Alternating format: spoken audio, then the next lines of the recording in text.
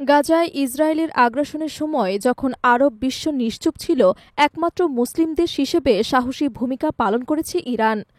পারমাণবিক চুক্তি নিয়ে যুক্তরাষ্ট্রকে বারবার চ্যালেঞ্জ করেছে এই দেশটি। সেই ইরানকেই ধ্বংসের ষড়যন্ত্রে মেতে উঠেছিল ইসরায়েল। তবে তাদের সেই গোপন পরিকল্পনা ফাঁস হয়ে গেছে।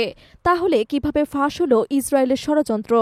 ইসরায়েল এবং ইরানের মধ্যে শত্রুতা ১৯৭৯ সালে শুরু হলেও এটি আরও কঠোর শত্রুতায় রূপ নেয় ফিলিস্তিনিদের ওপর বর্বর হামলার পর থেকে। গত বছর অক্টোবর মাসে ইরান ব্যালিস্টিক ক্ষেপণাস্ত্র হামলার পর থেকে তেহরানের পারমাণবিক স্থাপনাগুলোর ওপর হামলার পরিকল্পনা শুরু করে ইসরায়েল। তবে এই গোপন হামলার পরিকল্পনা ফাঁস হয়ে যাওয়ায় তীব্র রাজনৈতিক চাপের মধ্যে পড়েছে ইসরায়েলের প্রধানমন্ত্রী বেনিয়ামিন নেতানিয়াহু।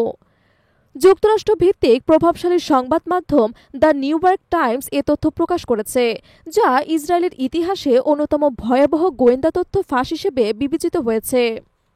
নিউ ইয়র্কের টাইমসের প্রতিবেদনে বলা হয়েছে, ২০২৩ সালের ১ অক্টোবর ইসরায়েলের ব্যালিস্টিক ক্ষেপণাস্ত্র হামলার পর তেহরানের পারমাণবিক স্থাপনাগুলোর ওপর আক্রমণের পরিকল্পনা করা হয়।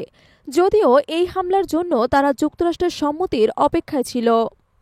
প্রতিবেদন অনুযায়ী ইসরায়েল এই যৌথ অভিযানের পরিকল্পনা করছিল, যাতে যুক্তরাষ্ট্রের সামরিক বাহিনীর সহায়তায় বড় ধরনের বোমা হামলা বা বিমান ও কমান্ডো অভিযানের মাধ্যমে ইরানের পারমাণবিক স্থাপনাগুলোর ওপর আঘাত আনা সম্ভব হতো, ঠিক যেমনটি তারা সিরিয়ার ভূগর্ভস্থ পারমাণবিক স্থাপনাগুলোর ক্ষেত্রে করেছিল। এই তথ্য ফাঁস হওয়ার পর ইসরায়েলের রাজনীতিতে তীব্র প্রতিক্রিয়া দেখা গেছে। সাবেক প্রতিরক্ষা মন্ত্রী এভিগডার লিবারম্যান এক পোস্টে লিখেছেন, আমরা কতটা ভাগ্যবান যে সিরিয়া এবং ইরাকের পারমাণবিক স্থাপনাগুলোর ওপর হামলার সময় নেতানিয়াহু প্রধানমন্ত্রী ছিলেন না। কিছু রাজনৈতিক ব্যক্তিত্ব অভিযোগ তুলেছেন যে ইরানের বিরুদ্ধে কার্যকর পদক্ষেপ নিতে না পারার সমালোচনার চাপ থেকে বাঁচতেই নেতানিয়াহু নিজেই এ তথ্য ফাঁসের পেছনে থাকতে পারে।